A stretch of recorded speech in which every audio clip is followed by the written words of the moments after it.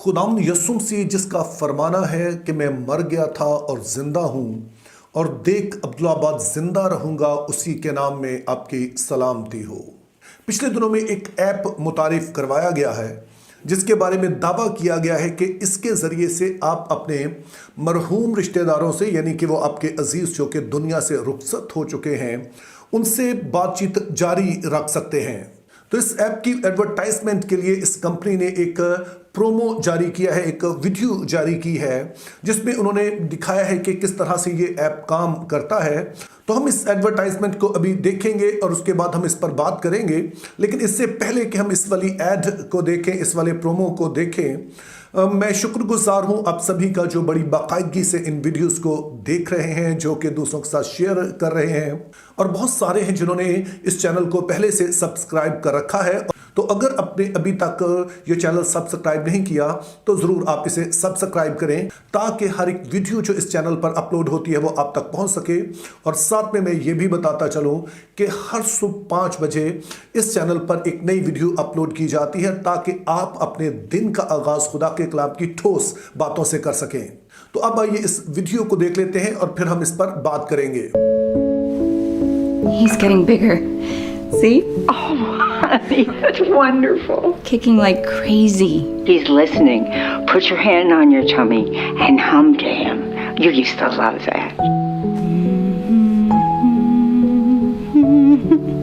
It feels like he's dancing in there. Oh, honey.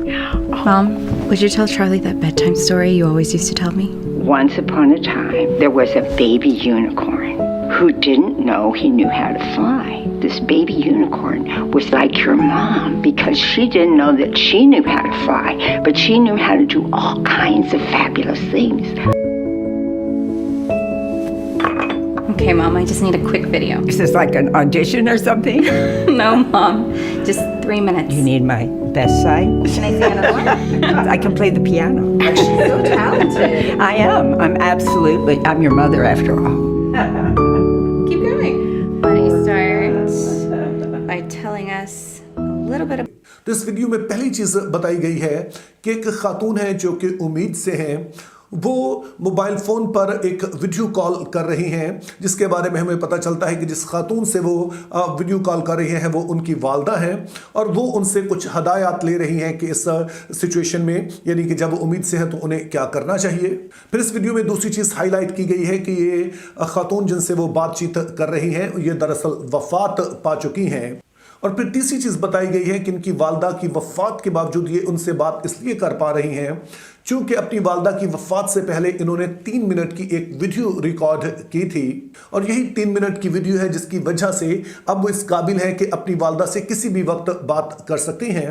जो चीज़ें इसमें नहीं दिखाई गई हैं वो ये है कि ना सिर्फ इस खातून ने वो 3 मिनट की वीडियो इस ऐप में अपलोड कर दी, बल्कि दीगर भी जितनी इनके पास मालूमात थी, जैसे कि उनके साथ जो इनका इंटरेक्शन होता रहा, कुछ ईमेल्स के ज़रिए से, शायद कुछ वीडियोस और मौजूद होंगी या किसी भी तरह की ऐसी इनकी जो यादें थी, वो सारी अपलोड इन्होंने इस वाले ऐप पे कर दी। और चूंकि इस ऐप में AI टेक्नोलॉजी इस्तेमाल की गई है जिसके बारे में आपने सुना होगा, मसनूई ज़हानत, जिसका दुनिया भर में चर्चा हो रहा है, जो स्टूडेंट्स से लेकर जो प्रोफेशनल्स तक हैं सभी लोग इसका बहुत इस्तेमाल कर रहे हैं। अमेरिका में तो इस पर ट्रिलियंस डॉलर खर्च हो रहे हैं इसको मज़ीद डेवलप करने के लिए। तो अब इन सारी मालूमात को लेकर जो कि इस ऐप में अपलोड की गई है, AI टेक्नोलॉजी एक पूरी शख्सियत को तख्लीक करती है, यानी कि उसके पास वीडियोस तो हैं, उसे पता है कि उसके बोलने का अंदाज़ क्या है और बाकी मालूमात के ज़रिए से वो अंदाज़ा लगाते हैं कि ये किस तरह से ये शख्स सोचता होगा, किस तरह से बात करता होगा, जब इससे पूछा जाए तो किस तरह से जवाब देगा।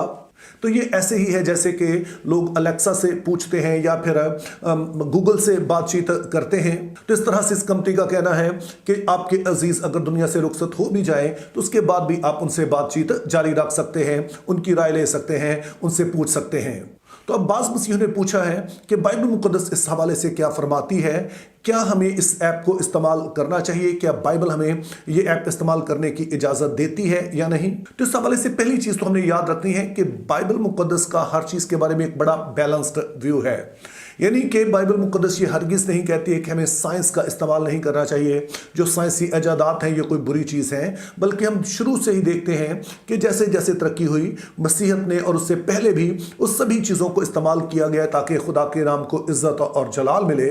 तमाम बाइबल मुक़द्दस इस बात पर भी जोर देती है कि जिस भी चीज़ का इस्तेमाल हो उसमें ज़रूर हम इस बात का ख्याल रखें कि बाइबल मुक़द्दस ने कुछ हदूदो क़यूद मुकर्रर की हैं और लाज़म है कि हम उन हदूदो क़यूद का एहतराम करें।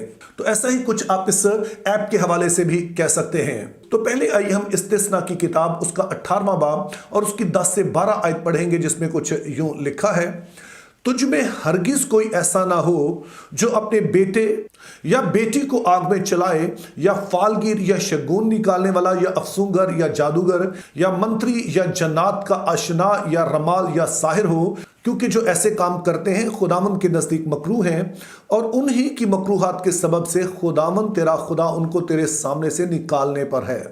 अब जब खुदा ताला ने बनी इसराइल से ये अल्फाज कहे तो उस वक्त बनी इसराइल मुल्क मौदा के किनारे पर बैठे हैं, अभी उस मुल्क में दाखिल ही होने को हैं, और खुदा ताला उससे पहले इन्हें हदायत देते हैं।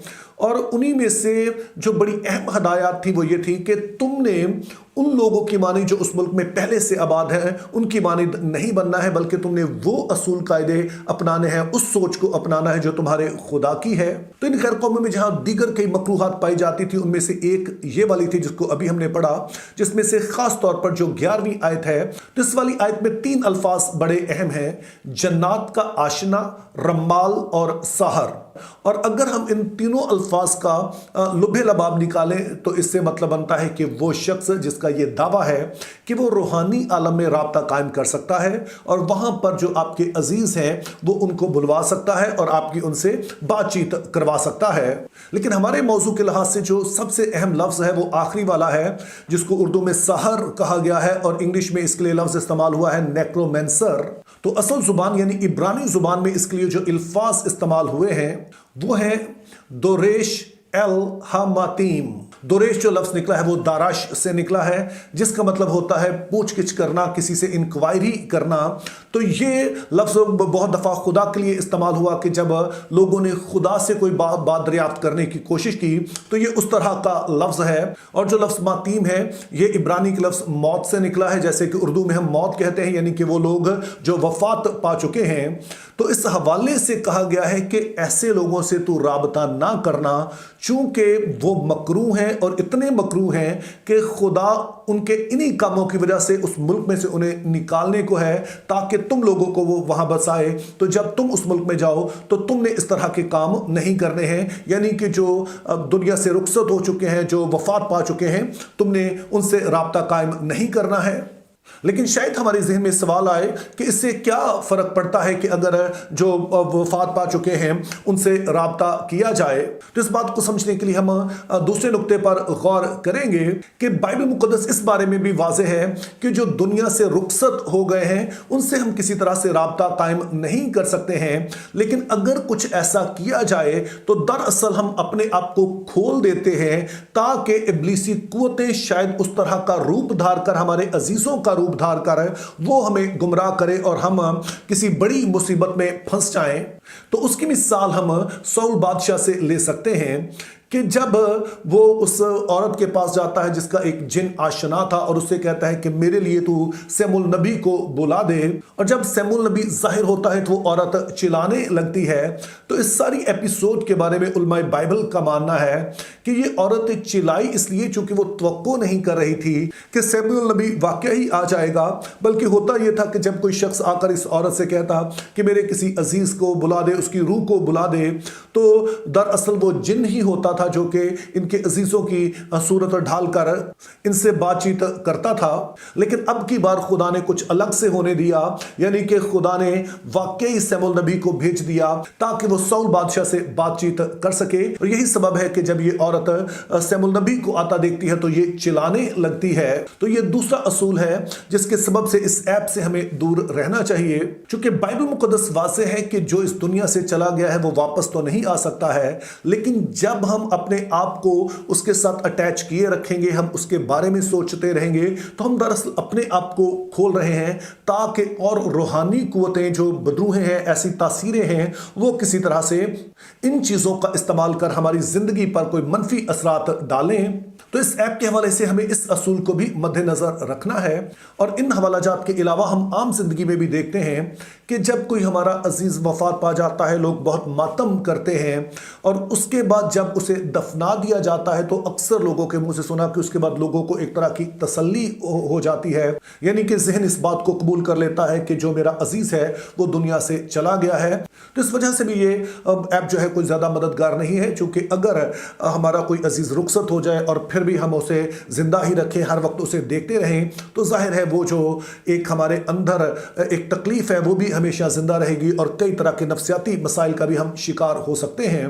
तो इन सारी ऑब्जर्वेशन की रोशनी में हम दलेरी से कह सकते हैं कि ये ऐप जो मुतारिफ करवाया गया है, जिसके ज़रिए से अपने मरहूम रिश्तेदारों से हम बातचीत कर सकते हैं, ये बाइबल मुक़द्दस के मुताबिक नहीं है। और खुदा के लोग होने के नाते जो असूल हमने पढ़े हैं, हमने इनको मद्देनज़र रखना है, क्योंकि हम जानते हैं कि खुदा ने जो कानून कायदे बनाए हैं वो किसी वजह से बनाए हैं, और उसके लोग होने के नाते लाजम है कि हम उन्हें अपनाएं, उन्हें कबूल करें, क्योंकि इसी में हमारा भला है, इस दुनिया में भी और अगले जहां में भी। मेरी दुआ है कि खुदा इन सभी बातों को समझने और कबूल करने का हमें फजल अता करे।